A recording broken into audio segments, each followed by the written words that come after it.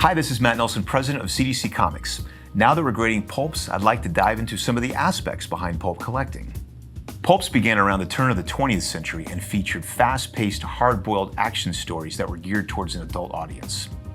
Many world-renowned characters first appeared in pulps, such as Tarzan, Buck Rogers, Zorro, Conan the Barbarian, Sam Spade, The Shadow, and Doc Savage. And what I'm holding here is considered to be the most historically important pulp of all time, an all-story from 1912 featuring the first appearance of Tarzan by Edgar Rice Burroughs. To date, there are only a couple of dozen copies known to exist in the world. Many famous writers were also featured in pulps during this time period, such as Edgar Rice Burroughs, Ray Bradbury, H.P. Lovecraft, Tennessee Williams, Robert Howard, L. Ron Hubbard, and Philip K. Dick. In addition to the many great writers and characters featured inside pulps, another aspect of pulps that collectors love are their beautifully painted covers. Here I have one of the most iconic pulp covers of all, an issue of Weird Tales featuring a Batwoman on the cover.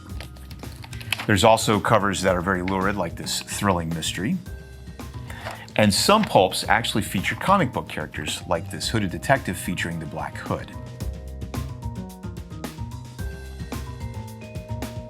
What initially set pulps apart from other periodicals was the rough pulp paper that was used to print them, as well as an absence of pictures and articles.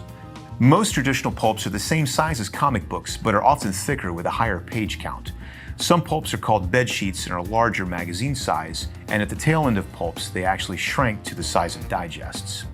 One significant difference between how pulps were printed compared to comic books is what we call overhang. Like square-bound comic books, pulp covers are glued on, but were slightly larger and hung over the interiors that could potentially cause damage to the edges. This is a significant factor in pulp grading. In spite of this attribute that's unique to pulps, CGC grades pulps using the same grading standards and grading scale as we do for comic books. The overhang on pulps has always posed a risk of being damaged. So with that in mind, CGC has designed a state-of-the-art pulp holder that protects the overhang on pulps.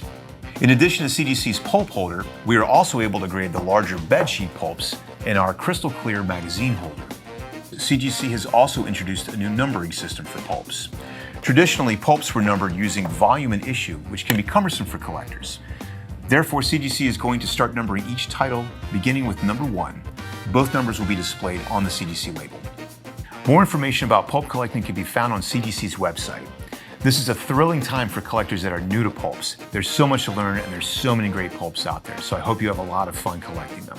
Make sure to submit your pulps and comics to CGC today, and this is Matt Nelson. Thanks for watching.